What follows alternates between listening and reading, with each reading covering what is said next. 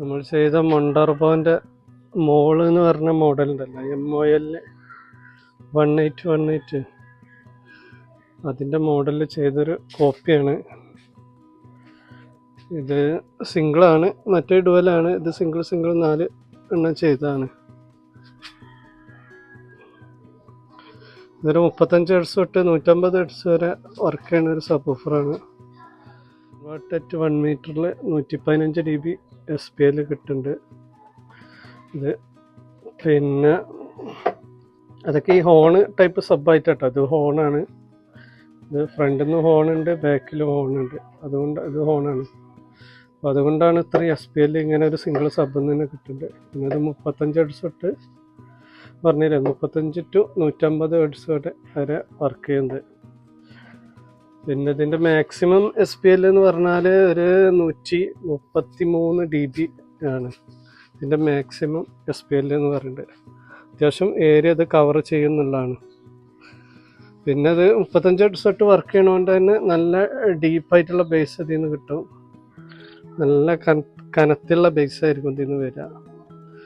ഇതിൻ്റെ maximum peak SPL പറഞ്ഞാൽ ഒരു 138 dB ഒക്കെ ആയിട്ട് വരും. ഇതിൻ്റെ പീക്ക് പറയുന്നുണ്ട്.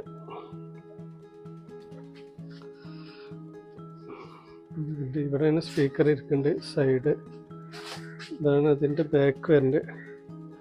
നമ്മളെ സ്പീക്കറിൻ്റെ സോക്കറ്റാണ് സബിൽ വരുന്നത്.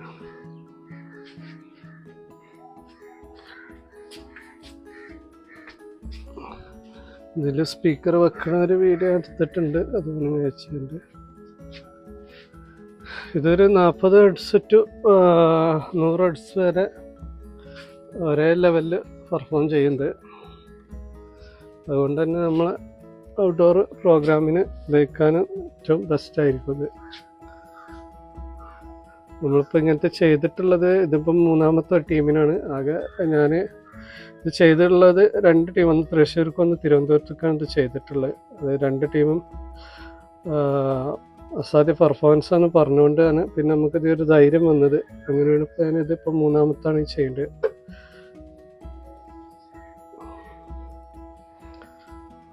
പിന്നെ ഇതിൻ്റെ ക്രോസ് ഓവർ സെറ്റ് ചെയ്യേണ്ടത്, ഇതിന് ഐപാസ് ഇടണം 40 ഹെർട്സിൽ. അതൊക്കെ പിന്നെ നമ്മൾ ഇതിൻ്റെ ആൾക്കാരോട് നമ്മൾ പറഞ്ഞു കൊടുത്തിട്ടുണ്ട് എത്ര ഹെർട്സിലൊക്കെയാണ് ഇതിൻ്റെ ഫ്രീക്വൻസി ഒക്കെ ചെയ്യേണ്ടതെന്നുള്ളത്. ഐപാസ് ഇടേണ്ടത് ഇതിൻ്റെ ഓവർ എസ്കർഷൻ ഒഴിവാക്കാൻ വേണ്ടിയിട്ടാണ്. കോണ് നല്ല രീതിയിൽ ചാടി കോയിൽ പോകാനുള്ള ചാൻസ് ഉണ്ട്.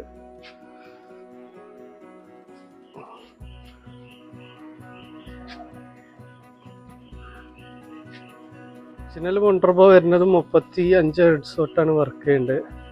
പക്ഷെ അതിൻ്റെ മാക്സിമം SPL എന്ന് പറഞ്ഞാൽ 140 dB ആണ് അതിൻ്റെ SPL വരുന്നത് മാക്സിമം ഒറിജിനൽ മൊണ്ടർബോ. അതെന്താ വെച്ചാൽ അത്രയും ഇതും നമുക്ക് ചെയ്യാൻ കഴിയും. കാരണം ഇത് സിംഗിളാണ്. അത് ഡുവലാണെങ്കിൽ നമുക്ക്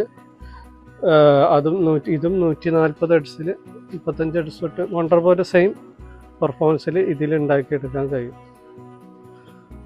അതൊക്കെ പിന്നെ നമ്മൾ ഉപയോഗിക്കുന്ന സ്പീക്കറിനനുസരിച്ചും മാറ്റങ്ങളുണ്ടാവട്ടെ. അത് കൃത്യമായിട്ടുള്ള ഇത് നോക്കിയിട്ടേ ചെയ്യാൻ പറ്റുള്ളൂ. ബോക്സിൻ്റെ ഒക്കെ ഡിസൈനും കാര്യങ്ങളൊക്കെ നമ്മൾ ചെയ്ത് അപ്പോൾ കൃത്യമായിട്ട് പറയാൻ പറ്റുള്ളൂ. എന്നാലും നമുക്ക് ഇപ്പം ഇതിലിരിക്കുന്ന സ്പീക്കറിനൊക്കെ എന്തായാലും നമുക്ക് മൊണ്ടർബോൻ്റെ ഡുവലാണെങ്കിൽ മൊണ്ടർബോൻ്റെ സെയിം പെർഫോമൻസ് ഇതിൽ നിന്ന് ഉണ്ടാക്കിയെടുക്കാൻ കഴിയും. ഇതിൻ്റെ പെയിൻറ്റ് വരുന്നുണ്ട്. ഇത് മൊണ്ടർബോൻ്റെ മുകളിൽ വരുന്ന അതേ പെയിൻ്റാണ് വരുന്നത്. കണ്ടിരുന്നു.